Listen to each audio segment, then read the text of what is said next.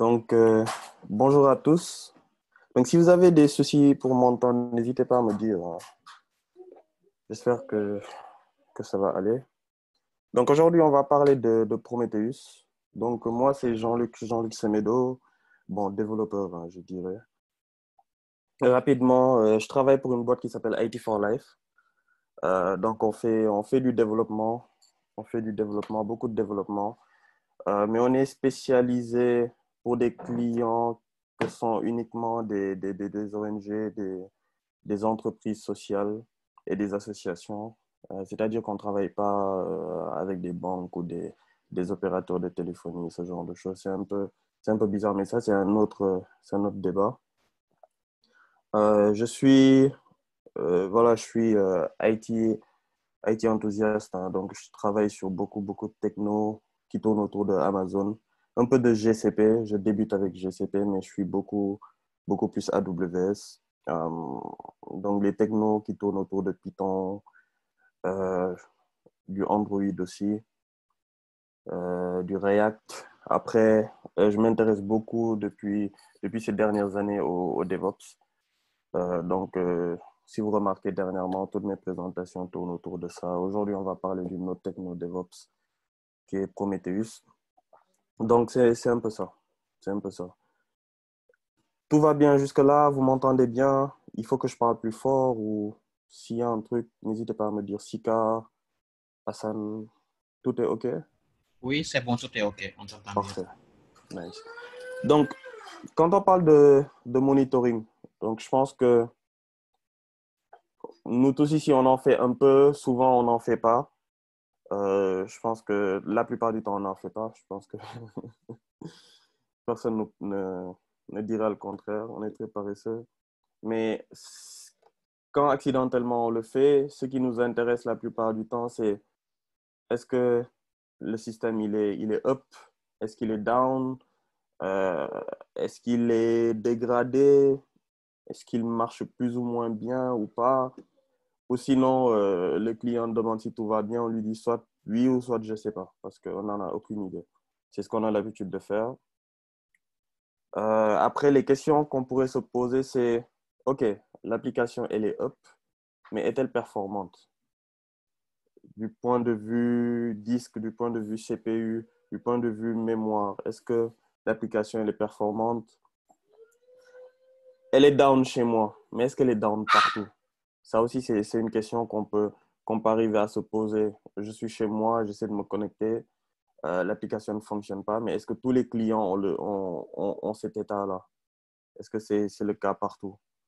Euh, L'application est dégradée chez moi, mais derrière, est-ce que les utilisateurs s'en rendent compte? Moi, je suis le développeur, je sais voilà, comment tout fonctionne. Pour moi, tout n'est pas OK. Mais est-ce que cet état de fait-là est aussi remarqué chez les clients? Après, la question qui arrive, est-ce que tout ça, ça a du sens de se poser toutes ces questions-là? Donc, bien sûr que ça a du sens. Et pour y arriver, ce qu'on fait la plupart du temps quand on veut monitorer, c'est qu'on définit ce qu'on appelle des métriques. OK? Donc, ce qu'on fait, c'est que à intervalles de temps réguliers, on va récupérer des données précises, hein, sur notre application. À vous de définir vos métriques, à vous de définir ce qui vous intéresse pour dire si votre application tourne bien ou pas. Après avoir récupéré ces données-là, après avoir récupéré ces métriques-là, il faut arriver à les labelliser. OK? Les labelliser, les stocker quelque part. Ensuite, on les a stockés, il faut maintenant les analyser parce que forcément, on a besoin d'en tirer de l'information. Est-ce que tout est OK? Est-ce qu'il nous faut une nouvelle machine? Comme Omar le disait, est-ce qu'il faut une nouvelle VM? Est-ce qu'il nous faut, si on est sur un cluster Kubernetes, déployer un nouveau pod, un nouveau node, ainsi de suite. Donc, après, il faudra derrière, en fonction des données qu'on a, pouvoir en tirer de l'information. Mais aujourd'hui, on est, comme le disent certains, dans le cloud era, dans cet engouement du cloud. Aujourd'hui, ce qui nous intéresse, c'est on veut scaler rapidement, on veut être le plus véloce possible et on veut changer très vite. D'accord? Euh, mais pour ça, les besoins tournent autour de deux choses en général.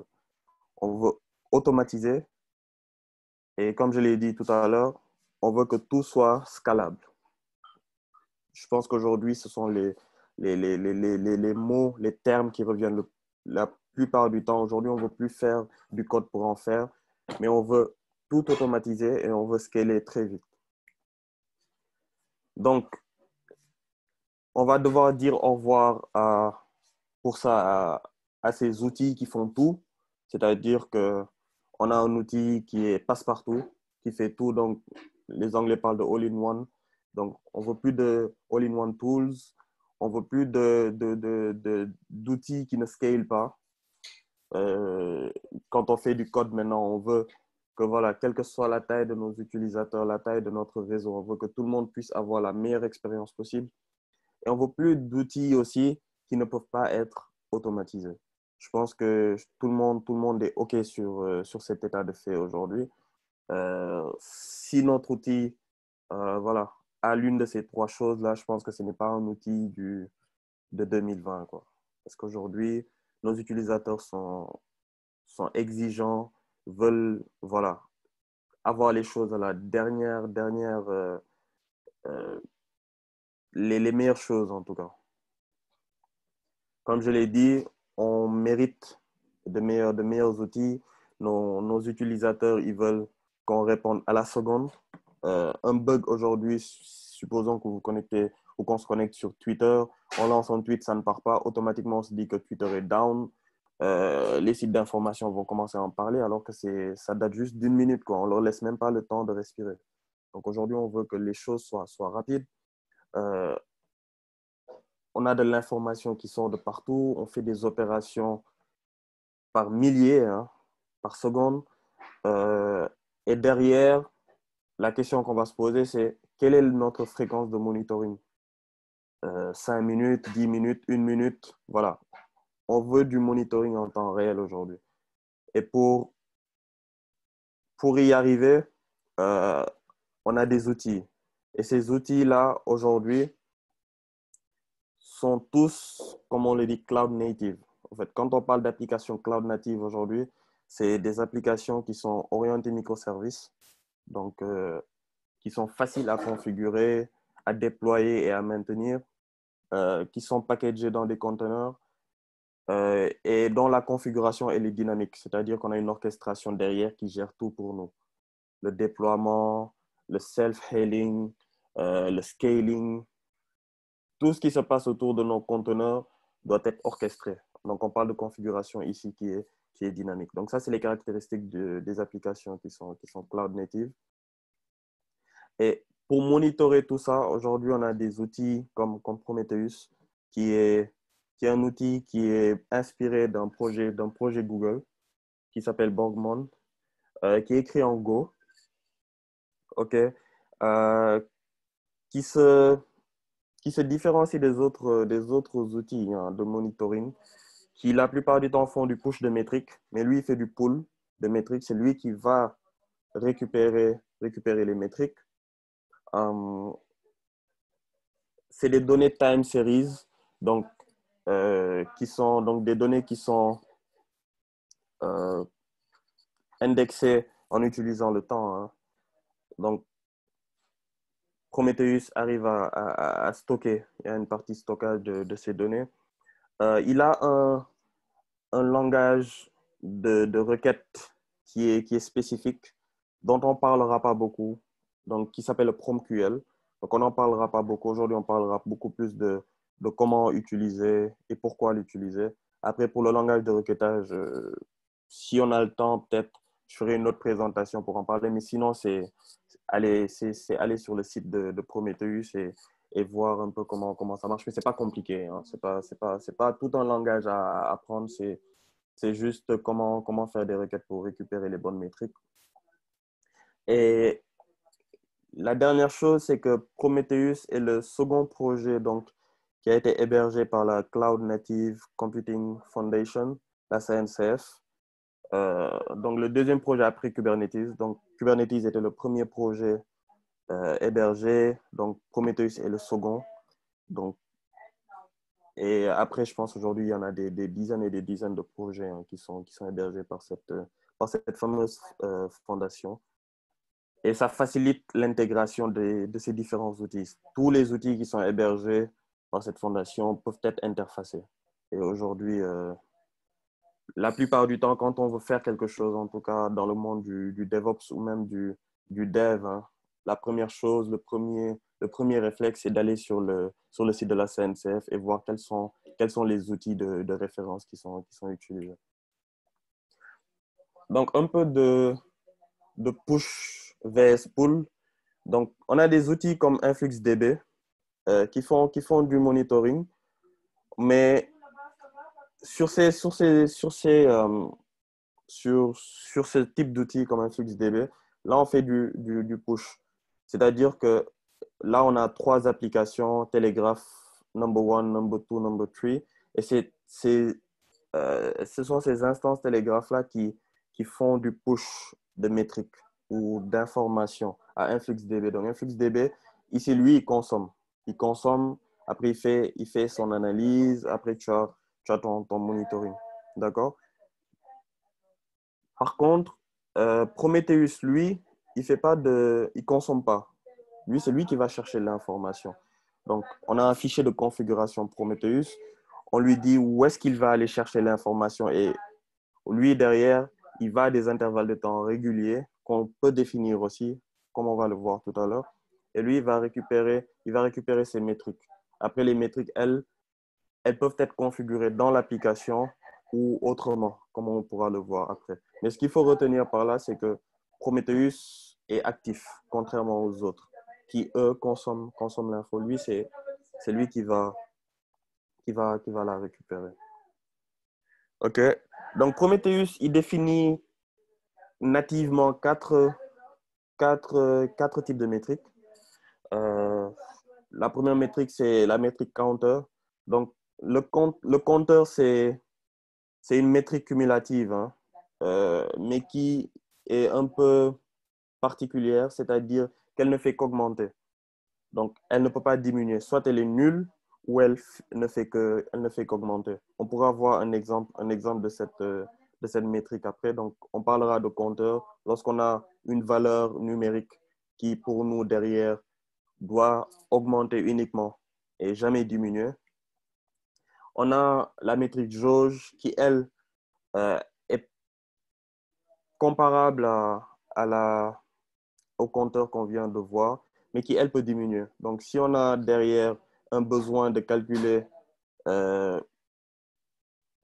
des, des choses, en tout cas, ou des constantes qui peuvent augmenter ou diminuer, comme la température, ou je dis n'importe quoi, hein, d'autres choses dans notre application, on peut faire appel à la métrique jauge.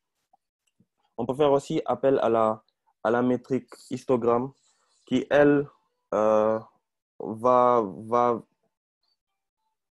observer, va faire des observations, comme par exemple la durée d'une requête ou le nombre de requêtes qui sont faites ou la taille des réponses qui sont envoyées. Euh, et derrière, analyser tout ça. Donc, si on veut calculer, par exemple, le nombre de requêtes qui sont faites ou la durée la durée de réponse que prend notre système pour répondre, là, on utilisera ce genre de métrique qui est la métrique histogramme ou sinon la métrique summary qui est très comparable, à la métrique summary. Donc, ce sont ces quatre types de métriques qui sont utilisées avec Prometheus, mais on peut aussi en créer. On peut aussi créer des métriques, mais la plupart du temps, ces quatre métriques font l'affaire. On peut essayer de faire une petite démo. On peut essayer de faire une petite démo avec une application Flask, une très petite application qui, lorsqu'on appelle le endpoint hello répond world, euh, qui sera monitoré par Prometheus. Et là, vous voyez, il y a un nouvel outil dont je n'ai pas parlé, qui est là, qui est Grafana. Donc, Grafana, c'est un outil qui permettra derrière de pouvoir visualiser nos données beaucoup plus, de façon beaucoup plus jolie, hein, beaucoup plus jolie. et de pouvoir avoir des dashboards et tout ce qui tourne autour. Donc, j'espère que jusque-là, c'est OK. On peut faire une petite démo. Donc là, j'ai une petite application Flask, hein. Donc, euh, là, vous voyez mon écran? Allô? Est-ce que quelqu'un peut me dire si vous me recevez, vous voyez Oui, bien mon oui, c'est bon. écran? C'est VS Code là? OK, parfait. 100%. Nice. Donc là, j'ai une petite application Flask. Donc, ce que je fais avec cette application Flask, c'est que dès que je lui dis hello, elle me répond world, hein. Donc, je vais lancer le serveur. OK, je vais juste le lancer comme script rapidement.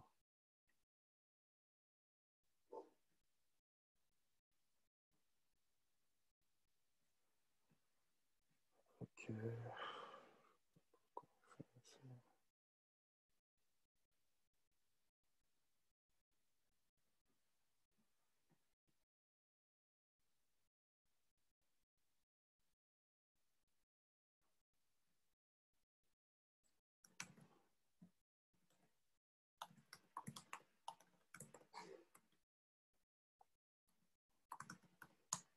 Donc ici, quand je lui dis hello, quand je dis hello, elle me renvoie world, hein, comme je l'ai dit tout à l'heure. Mais ce qu'on veut faire maintenant, c'est qu'on veut compter le nombre de requêtes qui sont faites, simplement, hein. Juste, on va faire un truc simple. C'est qu'on veut dire à Prometheus derrière de compter le nombre de requêtes qui sont faites. Donc pour ça, on va devoir utiliser un client Prometheus que j'ai déjà installé, hein, dans mes requirements. Il est là, Prometheus Client. Donc pour ça, je vais récupérer le Prometheus Client et je vais récupérer derrière mon compteur, hein. Comme je l'ai dit tout à l'heure, euh, Prometheus définit 4 métriques. Donc ici, je vais compter le nombre de requêtes qui sont faites. Donc le nombre de requêtes, c'est quelque chose qui va augmenter, hein. C'est quelque chose qui augmente, qui va pas forcément, qui va jamais diminuer, hein. Il fait qu'augmenter. Si on veut le réinitialiser, on le ramène à 0. Donc le compteur répond parfaitement à cela. Et derrière, ce que fait Prometheus, c'est que il va récupérer les métriques, mais il va les exposer sur un endpoint. Il va l'exposer sur un endpoint. Donc, j'aurai besoin euh, d'avoir derrière un middleware qui va exposer ces métriques-là. Donc, lui, il vient avec ce petit outil-là pour le faire. Et derrière, pour Flask même, je vais devoir utiliser le dispatcher de Flask.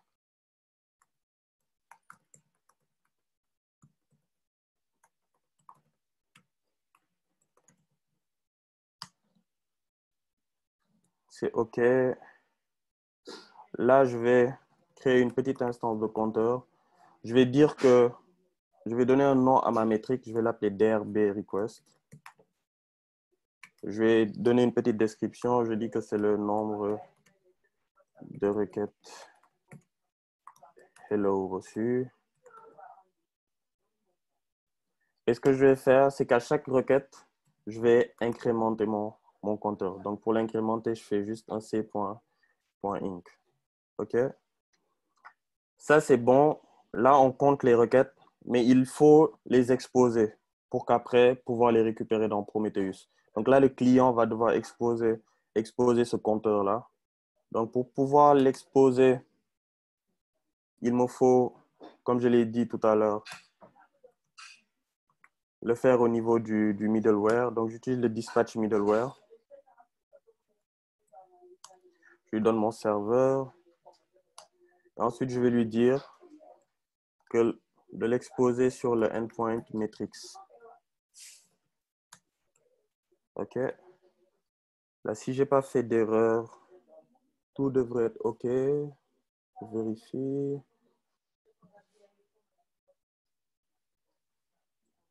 Je pense que tout devrait être OK. Je vais juste relancer mon serveur. Le serveur, il est lancé. Donc,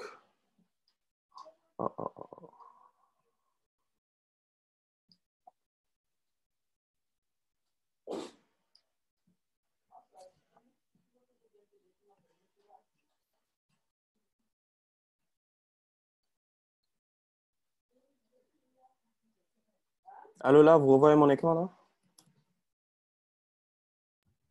Yes. Guys, là, vous voyez mon écran? Allô? Oui, oui, on le voit toujours.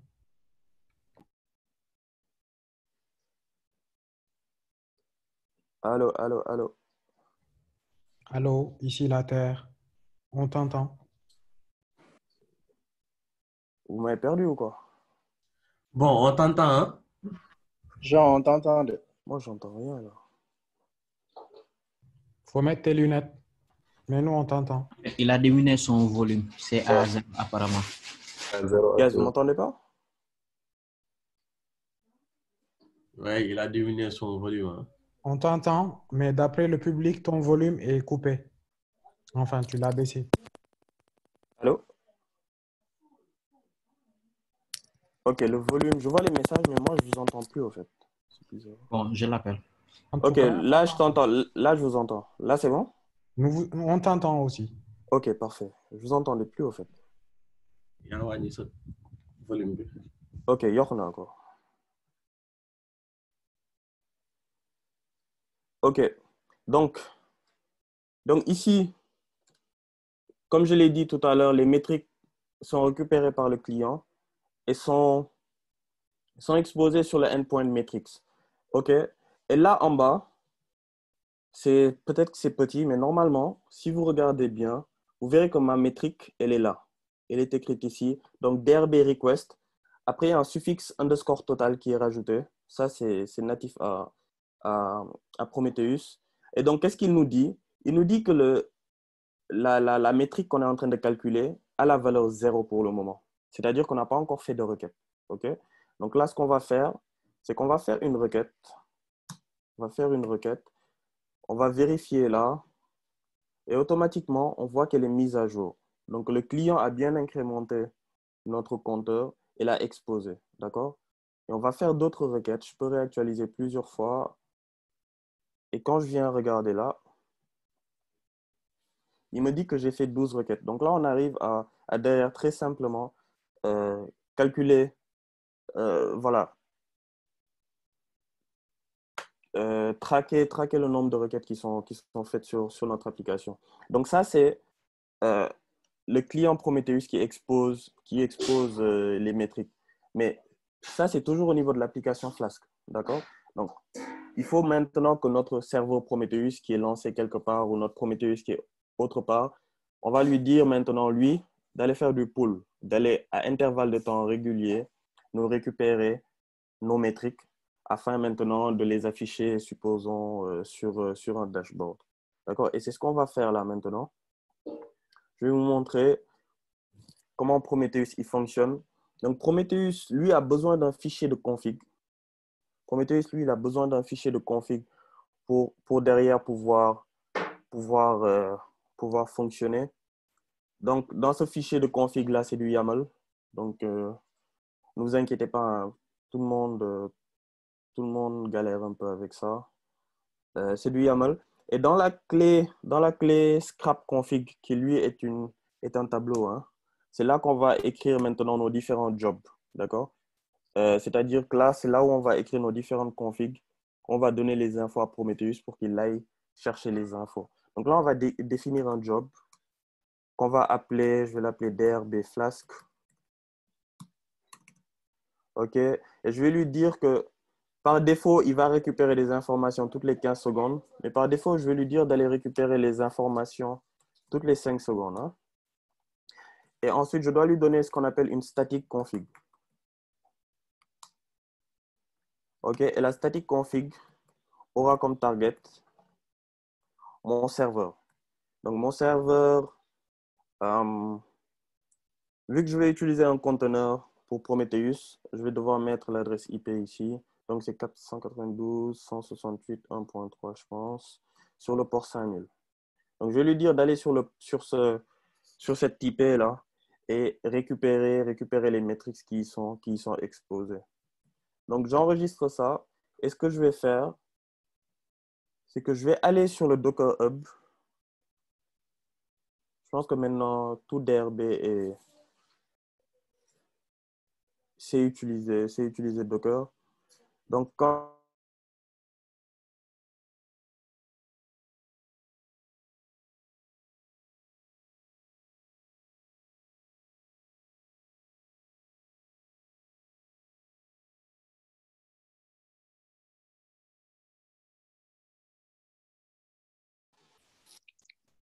Allô, allô? Là, je pense qu'on a perdu le signal de M. Semedo. Espérons que ce n'est pas Sénélec. Ou orange. Moi, je ne voulais pas jeter des pierres. Ah, mais on va venir.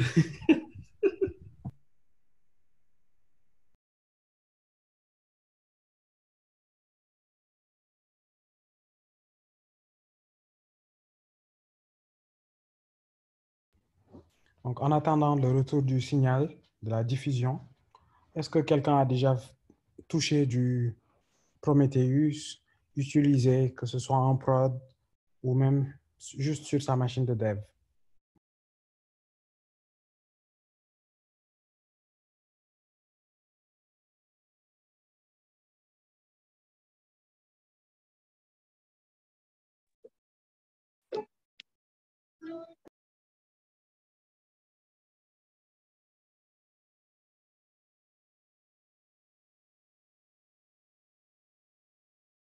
je disais que tout à l'heure,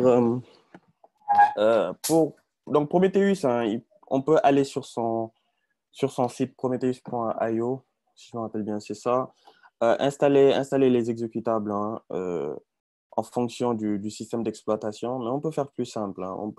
On peut aller sur le Docker Hub. Si vous êtes très Docker, vous allez sur le Docker Hub et vous récupérez l'image de Prometheus. Donc l'image officielle de Prometheus, c'est celle-ci, prom/Prometheus. Donc c'est ce que je vais installer là. Yes. Donc je vais faire un Docker Run. Je pense que je l'avais déjà.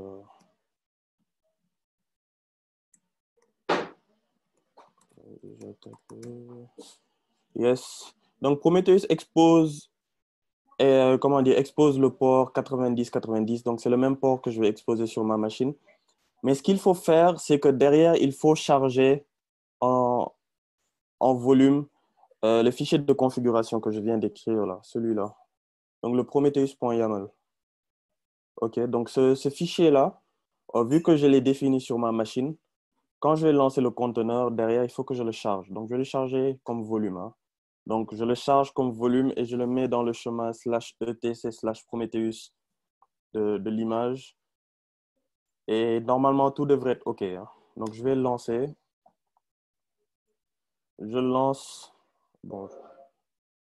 OK, je l'ai lancé en front, hein. Donc là, je n'ai plus la main. Donc le serveur est lancé. Il me dit que le serveur est prêt à recevoir des requêtes. Donc je vais vérifier si tout est OK sur le port 90-90.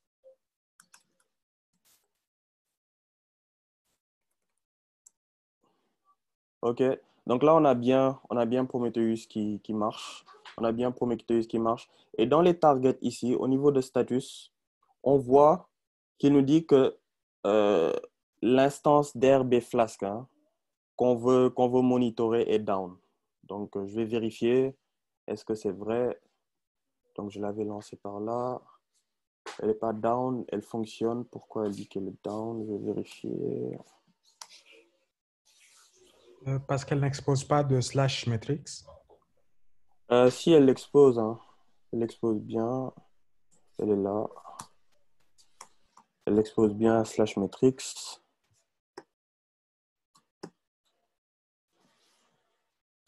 Oh, ah, je pense que c'est mon adresse IP qui a changé, en fait. Ouais.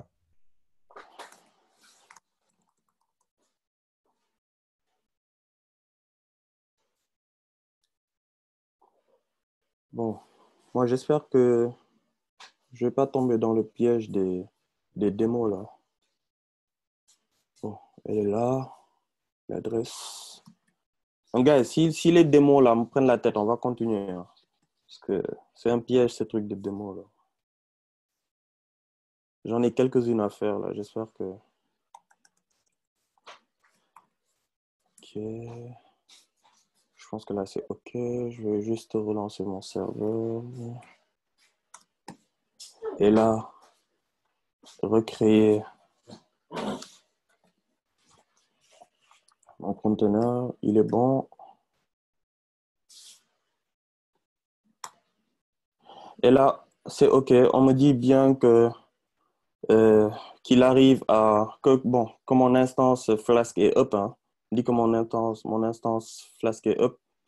Et derrière, ici, je peux écrire mes métriques. Hein. Donc, par défaut, Prometheus, lui, il définit plein de métriques. Hein. Il définit plein de métriques. Donc, on peut venir les récupérer. Par défaut, il définit plein de petites métriques. Donc, nous, ce qu'on a défini tout à l'heure, c'était la métrique d'RB request. Donc là, on peut voir d'RB request total. Et là, il nous dit que d'RB request est à 0. Donc, on va faire quelques requêtes. Là, elle est bien à 0. Hein. Il expose bien à 0. On va faire quelques requêtes là pour voir si c'est OK. On va faire quelques-unes. Là, on voit qu'on a 7 requêtes. On va voir si Prometheus, lui, il arrive à les récupérer. Je sais pas comment faire pour cacher ce truc-là. Si quelqu'un a une solution là pour m'aider à cacher ce truc-là, ce serait top. OK. Et là, automatiquement, Prometheus me dit que la valeur du DRB request est à 7. Hein. Il récupère bien la valeur. Et derrière, on peut visualiser ça sous forme de graphe. D'accord? On peut visualiser ça sous forme de graphe. Mais on peut faire mieux. Hein. On peut faire mieux. Derrière, on peut récupérer ça via Grafana. D'accord? On peut le récupérer. Donc, on voit qu'en temps réel, on a notre compteur, hein, le graphe. Mais on peut derrière voir tout ça via Grafana. Je vais vous montrer vite fait comment Grafana fonctionne. Donc, pour Grafana, on va faire pareil. On va aller sur le Docker Hub. Donc, je vais juste ici chercher Grafana. Donc, l'image de Grafana est là. Donc, Grafana, par défaut, il expose le port 3000. Donc, on va récupérer le même port. Donc, on fait un Docker Run hein, en mode démon. Donc, tout à l'heure, c'est ce que je n'ai pas fait. Là, je le lance en mode démon. Comme ça, j'aurai encore la main. Il me dit qu'il y a déjà un conteneur qui s'appelle Grafana qui marche. Je vais vérifier si c'est le cas. Non. Comment il me dit ça alors? OK. Donc, c'est-à-dire que j'ai...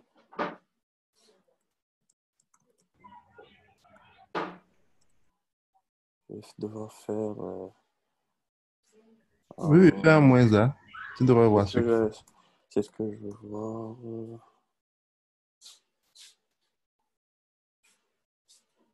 Ouais.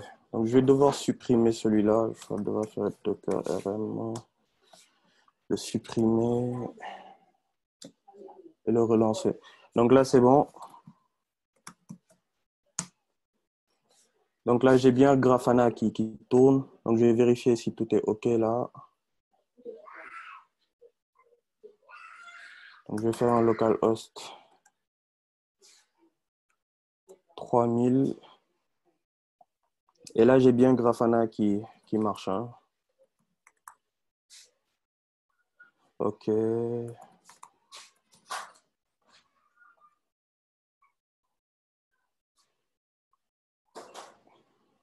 D'accord, donc là, c'est l'interface UI de Grafana. Donc, la première chose...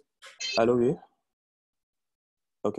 Donc, n'hésitez pas, hein, si vous voulez intervenir, n'hésitez pas. Donc, la première chose que je vais faire, c'est que je vais rajouter une data source. Je vais dire à Grafana d'aller récupérer de l'info. Donc, Grafana, lui, il supporte beaucoup d'outils. Hein. Mais nous, celui qui nous intéresse aujourd'hui, c'est Prometheus. Donc, c'est Prometheus. Je vais l'appeler prom.drb. Donc, je vais lui dire d'aller récupérer l'info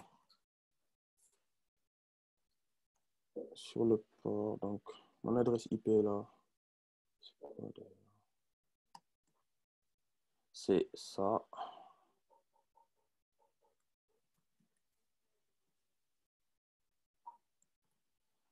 Donc, sur le port 90-90, je vais tester et il me dit que la source de données fonctionne bien. Donc, ce que je vais faire maintenant, c'est que je vais créer un petit dashboard. Je vais lui dire de créer un petit dashboard. Et là, dans le dashboard, la métrique qui m'intéresse, c'est la métrique DRB request underscore total.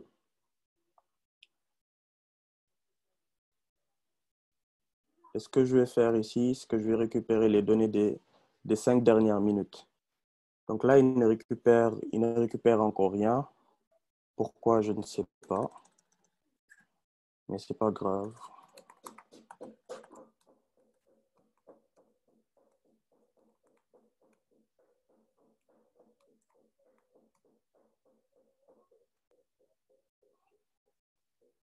Ok, là, il ne récupère pas les données. Pourquoi, je n'en ai aucune idée.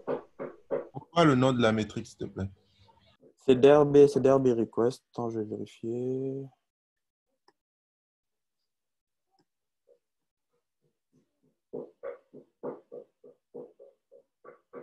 C'est DRB underscore. Ok.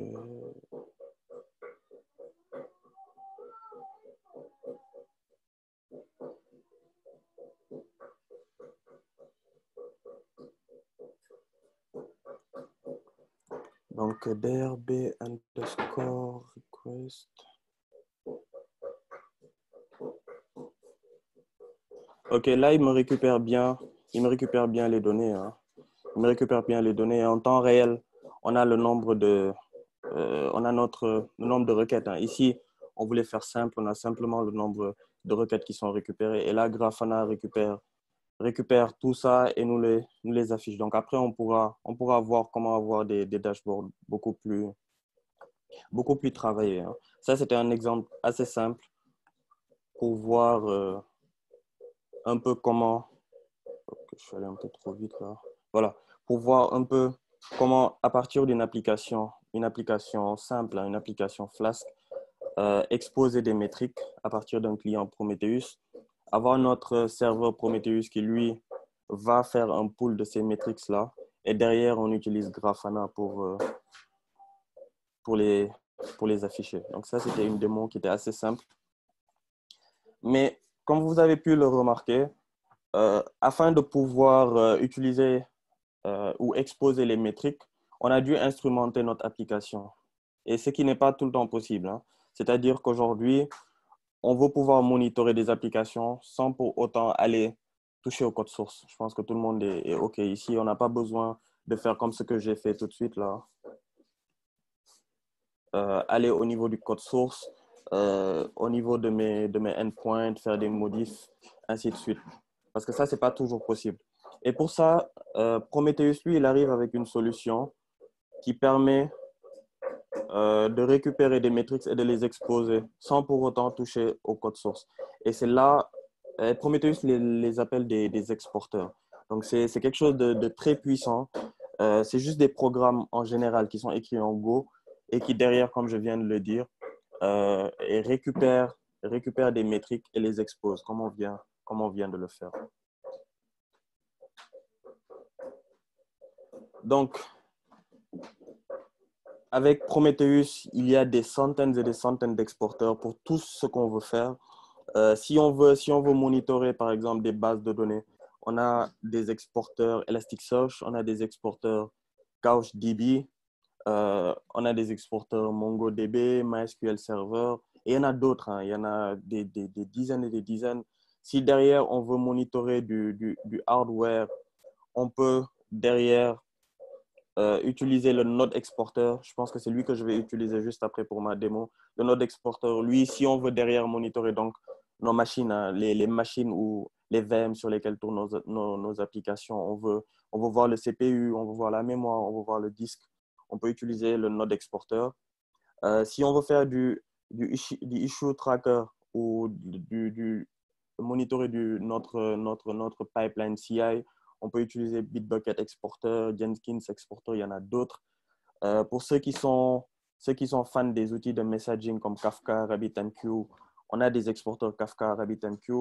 Et si derrière, vous voulez monitorer votre serveur Apache, il y a aussi un Apache Exporter.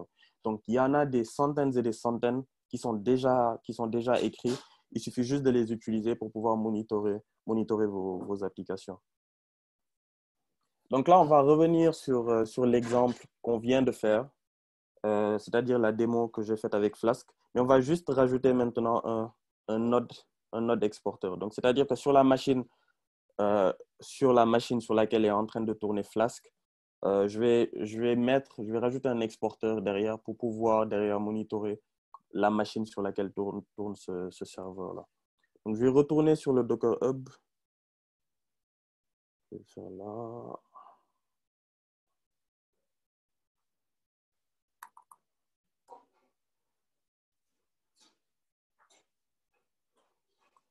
Donc, je vais taper prom, toujours dans les images de Prometheus.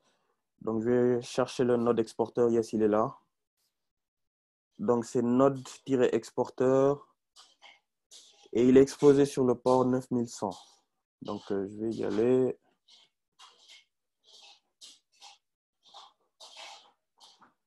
Donc, ici, je vais faire un docker run, toujours -d 9100. Et ce sera un prom/node-exporteur. Je vais vérifier si je ne me suis pas trompé. Et c'est node-exporteur. Je lance et on a notre node exporteur qui est lancé. Donc, on a bien l'ID du conteneur qui est là. Je peux vérifier. 9100. On a bien là notre node exporteur. Et là, ce que vous voyez là, c'est toutes les métriques que l'exporteur est en train d'exposer. Donc, tout est déjà fait, tout est déjà écrit pour nous. On a juste qu'à lancer l'exporteur sur la machine. Là, c'est un node exporteur. Et là, j'ai toutes les métriques qui sur ma machine, hein, sur mon ordinateur là. Le CPU, comme je l'ai dit tout à l'heure, la mémoire, le disque, toutes les données hein, qui peuvent être parlantes pour moi, hein, en tout cas qui tournent autour de mon ordinateur sont là. Et ce que je vais faire maintenant, c'est que je vais configurer mon Prometheus pour qu'il aille maintenant récupérer ces métriques-là. Donc, je vais revenir sur mon fichier prometheus.yaml. Je vais rajouter un nouveau job. Donc, le job ici, je vais l'appeler drb node. Je vais lui dire d'aller récupérer les infos toutes les 10 secondes. Je vais lui rajouter la static config là.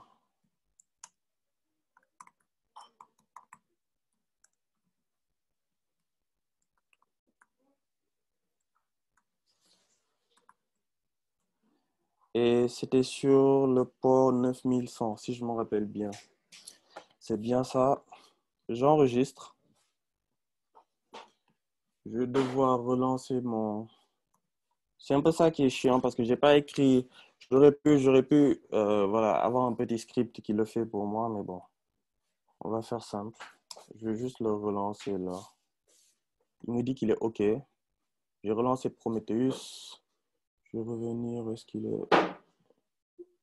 Là, je vais l'actualiser. Venir, je vais vérifier. Et là, comme nouvelle target, vous avez vu, il y a le drb node qui est là et qui est up. D'accord? Maintenant, ce qui sera compliqué pour nous maintenant ici, ce sera derrière de pouvoir traiter toutes ces métriques-là, de pouvoir écrire un dashboard pour toutes ces métriques. Tout à l'heure, on a vu comment j'ai pu créer ce petit dashboard-là juste pour le compteur. On a trop de métriques ici. On a trop de métriques. Et pour ça, ce qui est intéressant, et moi je pense que c'est l'une des grosses forces de Prometheus, c'est que tous les exporteurs exposent en fait les métriques de la même façon. C'est-à-dire que, comment dire, que lorsqu'un dashboard pour un exporteur a été écrit, il peut être réutilisé. Donc, on n'a pas besoin de se prendre la tête pour revenir, réécrire derrière toute une config pour visualiser derrière ces métriques-là. Et ça, pour moi, c'est l'une des grosses forces de Prometheus. Donc, je peux vous montrer, si on va par exemple sur Google, on tape Node Exporter, Grafana, JSON. En général, au niveau du site de Grafana, le premier qui arrive, voilà, ça c'est quelqu'un qui a déjà écrit, voilà, des dashboards pour nous. Je peux juste le récupérer, on va le tester. Donc c'est un fichier JSON, hein. C'est un fichier JSON qui est écrit. Donc là, je vais retourner sur le site sur mon instance Grafana là, et je vais juste ici importer. Je vais l'appeler DRB. Je vais juste ici importer cette config là que je viens de télécharger. C'est un fichier JSON comme je l'ai dit tout à l'heure. Je vais chercher Yassi qui est là. Là, il faut que je dise quelle est ma source de données. C'est bien prompt DRB. Je l'importe. Et automatiquement, qu'est-ce qui se passe? On a nos dashboards qui sont créés pour nous. Automatiquement, je peux juste affiner ici le temps. Et là, j'ai, durant mes 15 dernières minutes, toutes les métriques sur ma machine. Donc là, j'ai rien fait. J'ai juste récupéré une config de Prometheus qui avait déjà été écrite pour le node exporter. Parce que comme je l'ai dit, tous les nodes exporteurs exposent les métriques de la même façon. Et je vais simplement réutiliser un fichier de config qu'avait écrit un développeur et qui l'a partagé. Là, automatiquement, j'ai tout sur ma... Pour moi, ça, c'est super, super, super, super cool pour nous.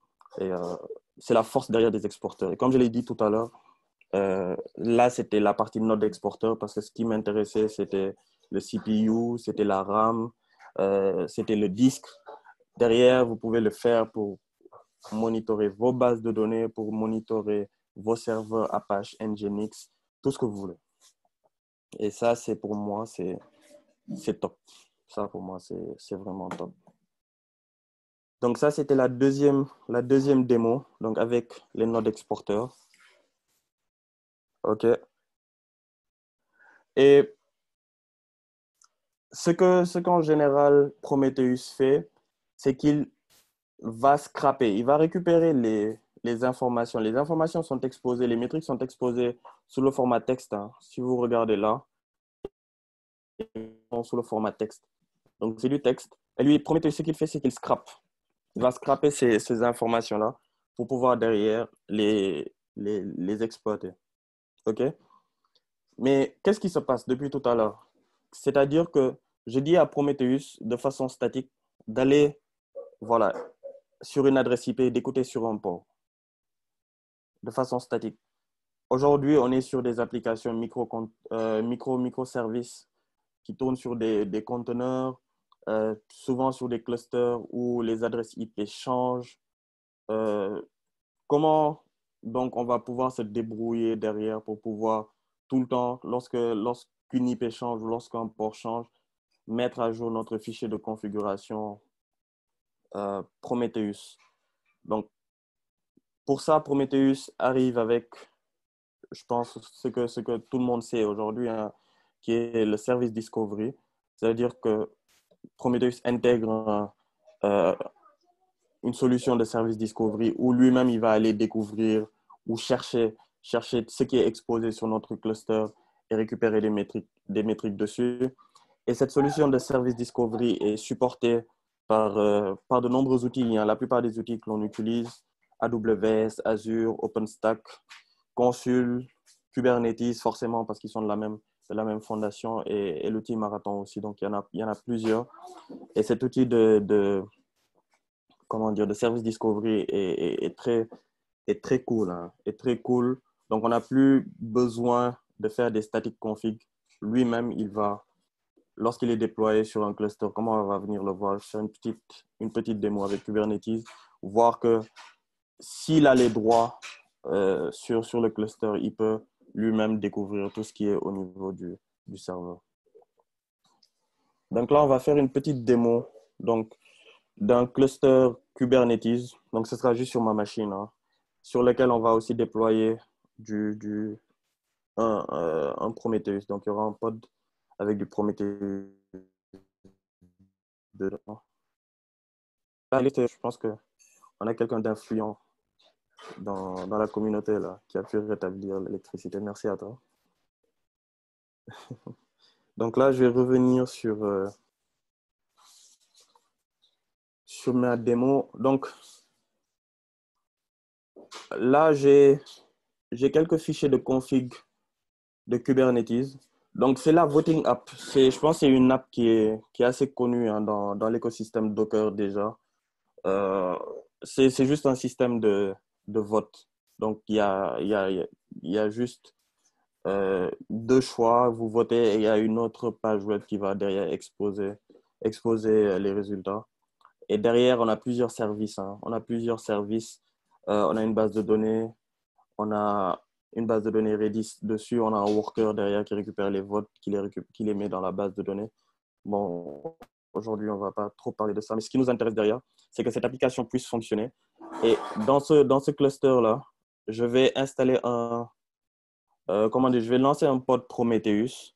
Et ce que fait ce pod Prometheus-là, c'est que lui, il va monitorer notre cluster. Il va monitorer notre cluster. Et ceux qui ont l'habitude d'utiliser Kubernetes savent que par défaut, on n'a pas les droits on n'a pas tous les droits sur un cluster. On n'a pas tous les droits sur un cluster.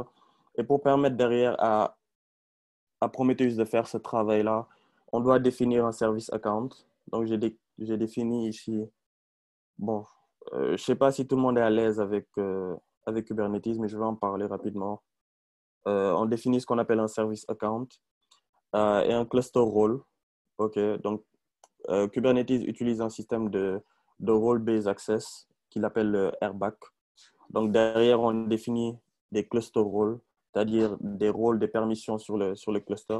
Et là, on donne des droits à ce cluster role-là sur les nœuds de notre cluster, sur les services, sur les endpoints et aussi sur les pods.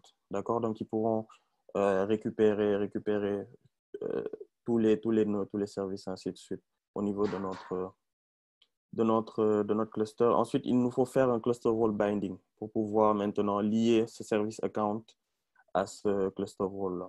Donc, c'est ce qu'on fait là.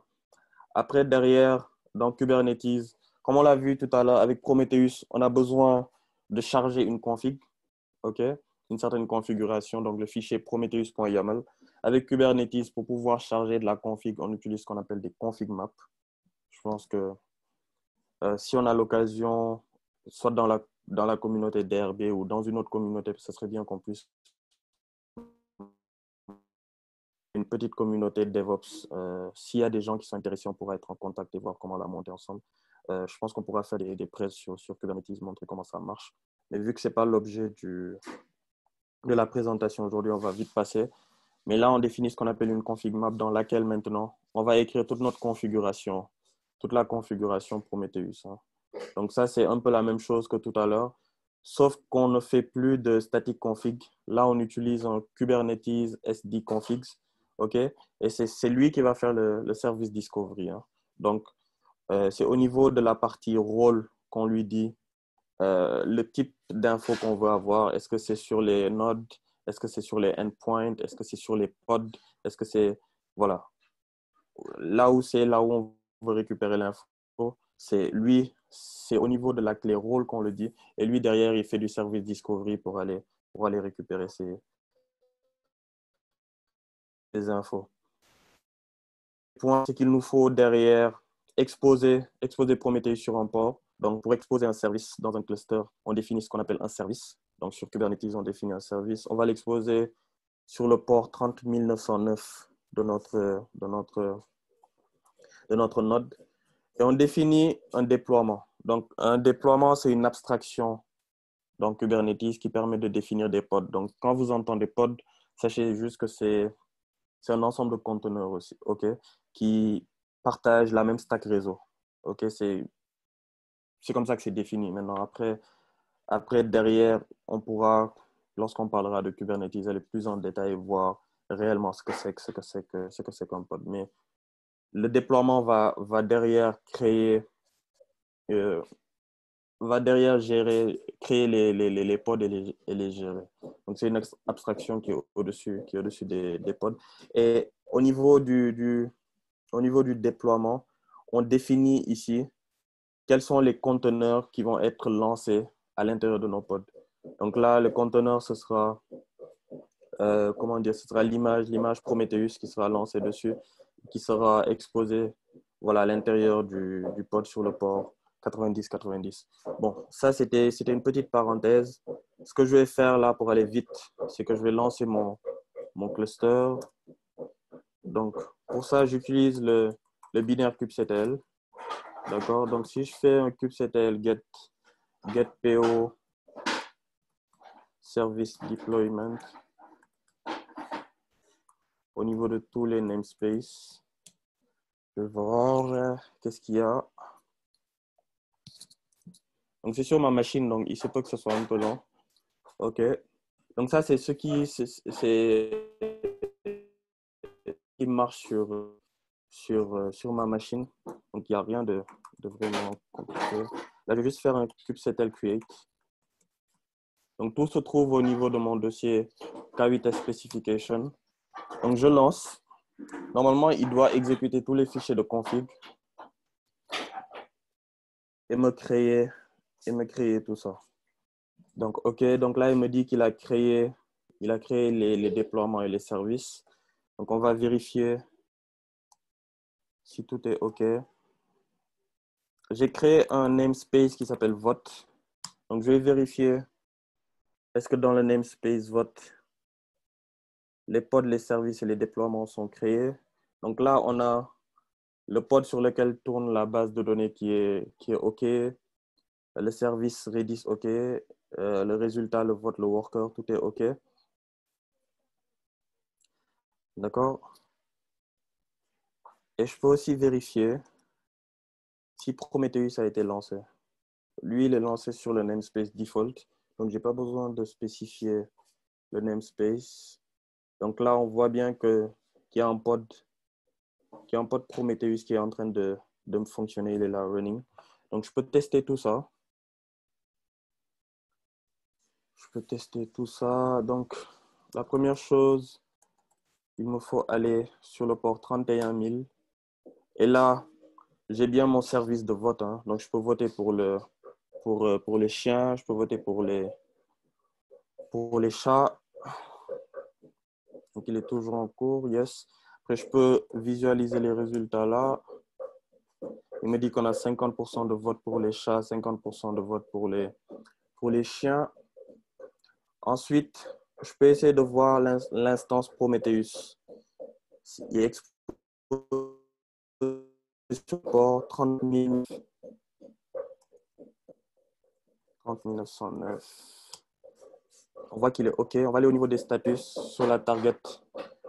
On voit qu'il a fait son service discovery. Et c'est bien. On a comment dire? On a deux services qui sont down. Ça, c'est bien. Donc, on arrive à voir ce qui est OK, ce qui est up et ce qui est down, comme tout à l'heure. On a, comme vous l'avez vu, hein, on lui a rien dit. On lui a donné aucun port. On lui a donné aucune IP.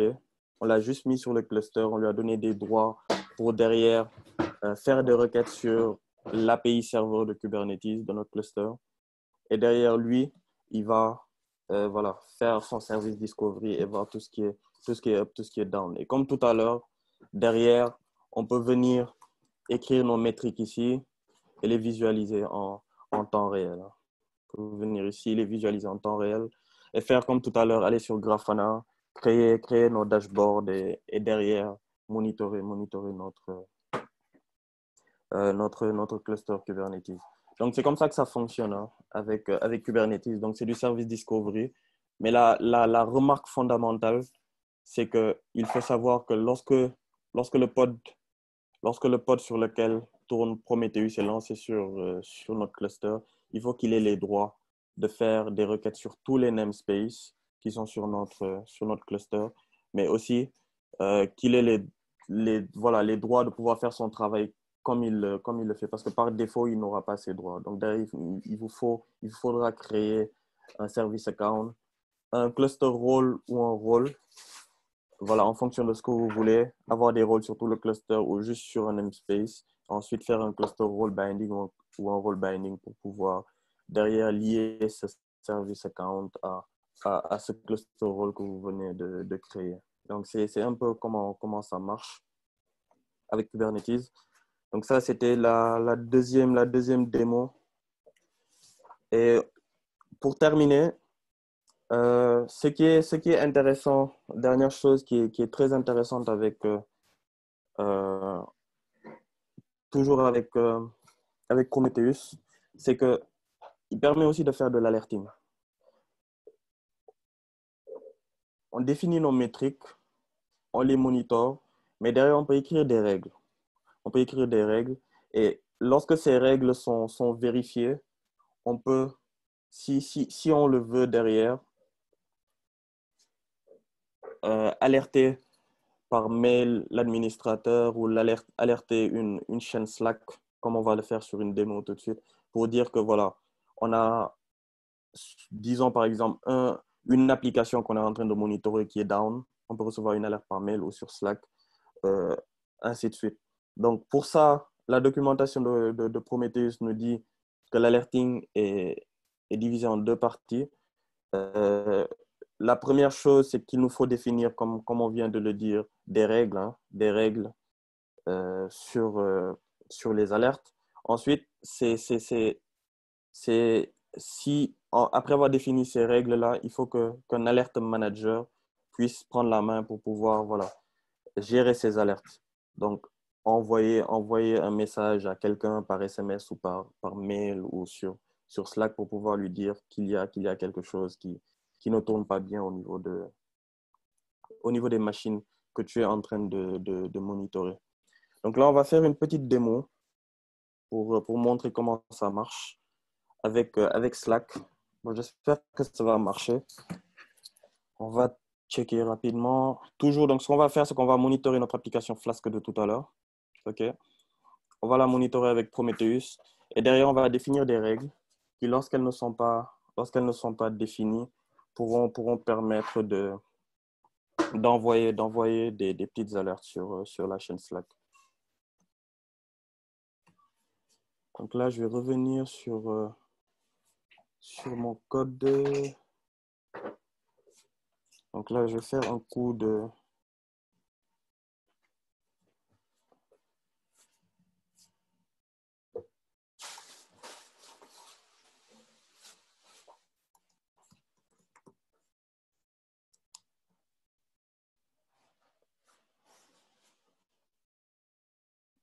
Je vais économiser mes ressources là. OK, tout est down.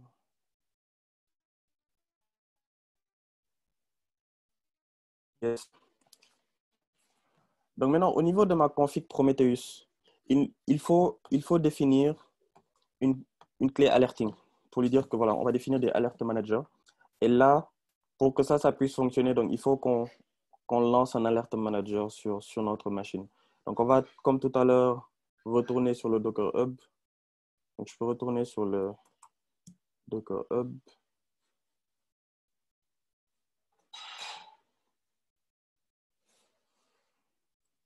Toujours dans Prom.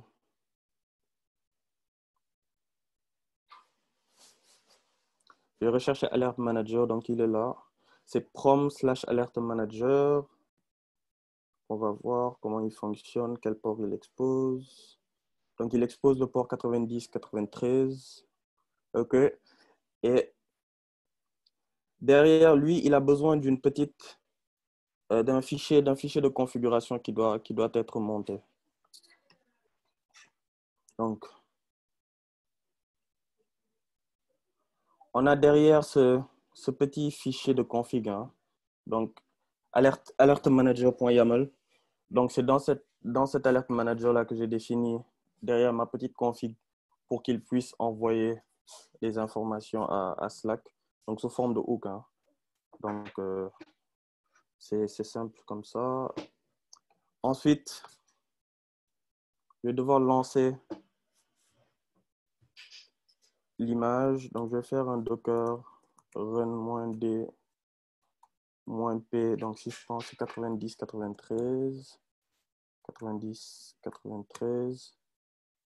-v. Donc, maintenant, il faut que je mette mon chemin là. Donc, ce sera slash. Bon, on va faire simple.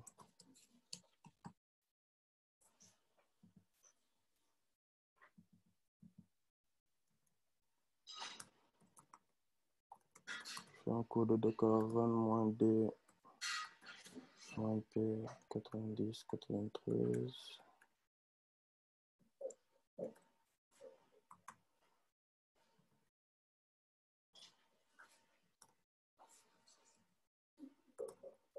Donc je vais lui dire de charger le fichier alert manager, de le mettre dans /etc/alert manager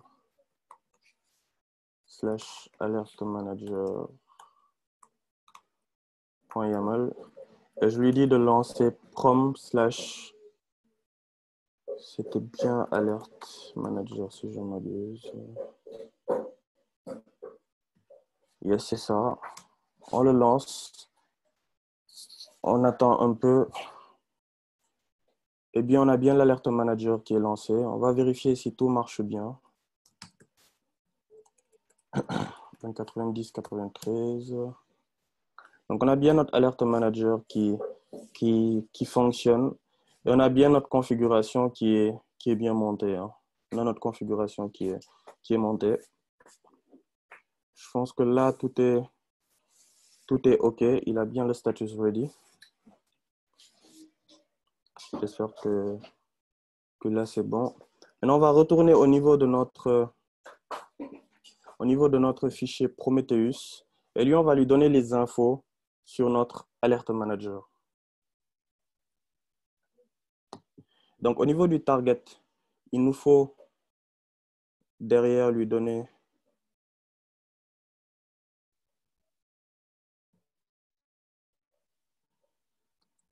-90, 93. Et derrière, si je peux aussi, je peux monitorer mon alert manager aussi.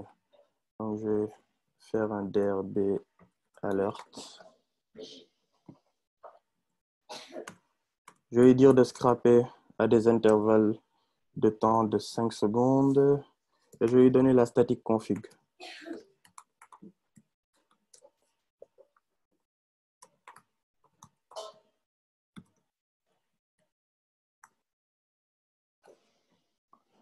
Si je ne m'abuse, c'est toujours 90, 80, 93.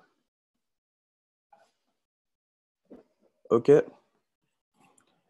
Et maintenant, il me faut définir mes règles. Comme je l'ai dit tout à l'heure, l'alerting est divisé en deux parties. On a la partie où on définit les règles et l'autre partie où maintenant c'est l'alert manager qui prend la main. Donc nous, on a défini notre alert manager, mais il faut qu'on définisse maintenant nos règles. D'accord? Maintenant, les règles, je vais les définir dans un fichier à part. Donc ici, je vais lui donner la clé rule files. Et maintenant, je vais lui dire de charger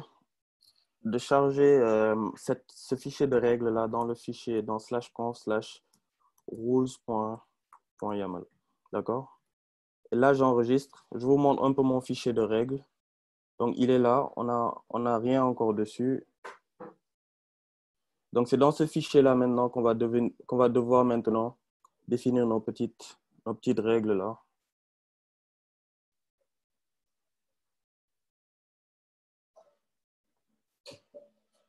Deux secondes que je branche l'ordi là.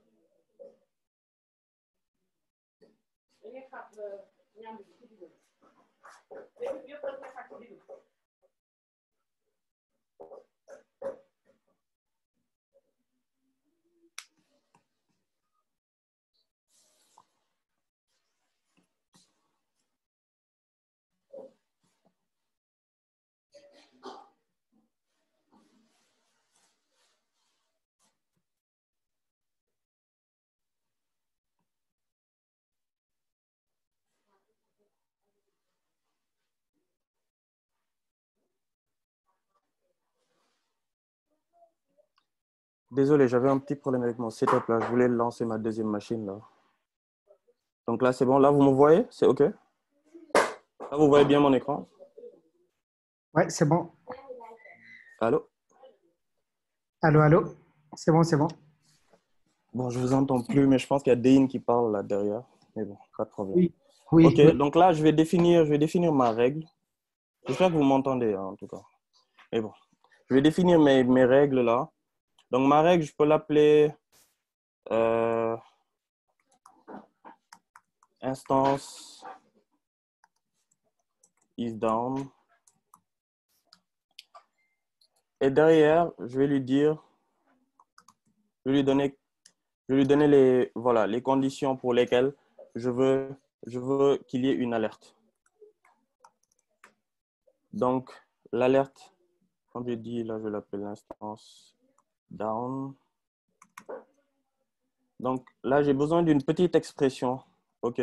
Donc, l'expression que je vais utiliser ici, c'est la règle. Hein. C'est ce petit if-là qu'on doit définir pour lui dire, voilà, je veux que lorsque cette condition elle est vérifiée ou lorsqu'elle change d'état, je veux que tu me lances une petite alerte. Donc ici, je vais lui dire que je veux que tu te bases sur la métrique up. Parce que comme on l'a vu tout à l'heure, lorsque Kubernetes fait son monitoring, il définit tout le temps cette métrique-là, up, pour voir est-ce que les instances qu'on est en train de monitorer, est-ce qu'elles marchent. D'accord? Donc, c'est cette métrique up-là qu'on va utiliser. Donc, on va lui dire de lancer une alerte dès que la métrique up passe à 0, de faire un watching toutes les 10 secondes. OK? Et après, on va devoir définir derrière des petites annotations. D'accord? Et c'est dans les annotations maintenant que l'on va définir les messages à envoyer. Donc, avec la clé summary, derrière, on peut définir, voilà, ce qu'on veut lancer, comment dire, les messages qu'on veut lancer. Donc ça, il y a un petit formatage à utiliser. Donc là, je vais faire un truc simple. Je vais lui dire d'utiliser le nom du job et nous dire que le job est down depuis vu qu'on utilise une fréquence de 10 secondes. Donc, on va lui dire, voilà, d'écrire que le job est down depuis plus de 10 secondes. Donc, ça, c'est la règle qu'on va devoir charger dans notre conteneur avec la configuration de Prometheus. Donc, c'est ce qu'on va faire. On va lancer ça rapidement. Guys, j'espère que vous m'entendez. Moi, je vous entends plus. T'inquiète, on t'entend. OK.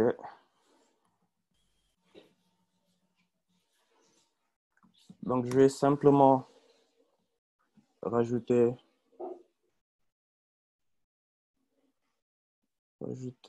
cette config-là et la charger en volume. Donc, c'est rules.yaml.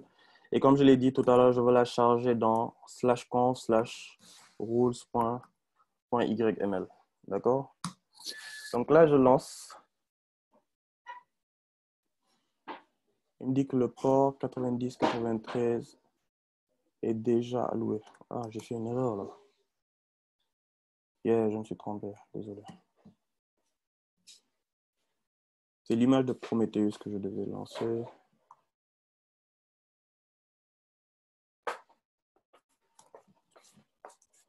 Je vais simplement récupérer cette petite ligne là parce que là, j'en ai besoin.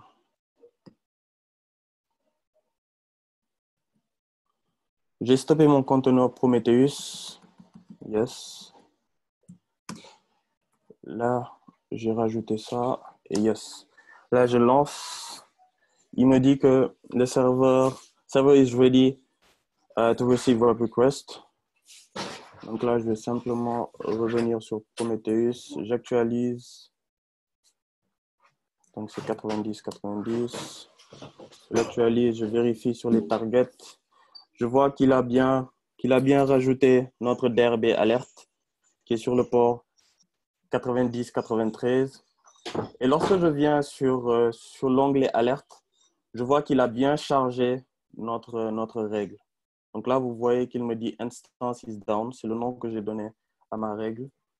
OK, il me dit 0 et c'est au vert. Hein. Donc, tout est au vert. Ça veut dire que rien, il n'y a pas de problème jusque-là. Donc, ce que je vais faire, c'est que je vais éteindre mon serveur Flask qui tourne là. Donc, le serveur Flask qui tourne, vu qu'il fait partie de ce qui est up, je vais l'éteindre. Je l'ai éteint. Je viens au niveau des status. Lui, il a vu que le serveur Flask, il est down. OK? Mais nous, si on n'est pas connecté, on ne le saura pas. Et c'est comme ça que l'alerte derrière va pouvoir nous informer régulièrement qu'il y a un problème. Donc là, en principe, il devrait passer au rouge. Je ne sais pas pourquoi il ne passe pas au rouge. Mais on va peut-être conclure. Après, on pourra revenir. Et normalement, lorsqu'il passe au rouge, il devrait m'envoyer un petit message sur Slack pour me dire que l'instant, c'est down. Donc ça, lorsque je faisais les tests hier, j'ai vu que ça sur ma machine, ça prenait un peu de temps. Donc normalement, ça devrait être OK. On va conclure et après, au besoin, on pourra revenir dessus pour voir si l'état a changé. Donc, comme je reviens sur la presse, voilà, comme moi j'arrive au bout de ma présentation. Donc l'objectif c'était de présenter cet outil de monitoring qui est Prometheus, qui pour moi aujourd'hui est l'un des outils en référence dans le monde du monitoring. Hein. C'est l'un des outils les plus utilisés.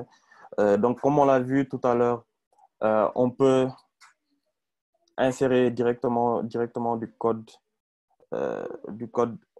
à partir des clients Prometheus qui vont, eux, exposer les métriques sur un port ou sur un endpoint. On peut utiliser des exporteurs et on a vu la puissance des exporteurs tout à l'heure pour monitorer sans pour autant écrire du code. Donc, on peut monitorer des serveurs Apache, Nginx. Nous, tout à l'heure, on a monitoré ma machine en utilisant le node exporteur. On peut utiliser d'autres types d'exporteurs, Kafka exporteur, MySQL serveur exporteur et ainsi de suite. Et la force des exporteurs, comme on l'a vu tout à l'heure, c'est que les exporteurs exposent les métriques de la même façon. Donc, derrière, on peut réutiliser pour pouvoir avoir des dashboards très, très poussés, écrits par d'autres développeurs. Donc, très vite, on peut arriver à avoir des dashboards très élaborés, testés par d'autres de référence pour pouvoir derrière monitorer nos clusters. On a vu que Prometheus supportait le service Discovery sur plusieurs types de cloud providers, que ce soit AWS, Azure, que ce soit sur des clusters de machines comme Kubernetes, comme on l'a fait dans la démo tout à l'heure. Et dernier point sur lequel on a fait une démo tout de suite, c'est l'alerting. Donc, au-delà de faire du monitoring, Prometheus permet derrière, après avoir défini de petites règles, d'envoyer des messages d'alerte. Donc, là, on a utilisé Slack tout à l'heure parce que je sais que c'est un canal qu'on utilise beaucoup ici dans la communauté. Mais ça peut être des alertes par mail, ça peut être des alertes par SMS, ainsi de suite. Et pour moi, c'est quelque chose qui a beaucoup de valeur. Donc, c'est tout pour moi. Je suis arrivé au bout de ma présentation. J'espère que je n'ai pas été trop long. J'espère que je n'ai pas été trop compliqué. J'ai essayé en tout cas de la faire le plus simplement possible avec quelques démos, même si l'électricité à un moment donné nous a un peu fatigués. Quelques petits problèmes techniques aussi, sur lesquels je m'excuse. Hein. J'espère que je n'ai pas gâché l'expérience.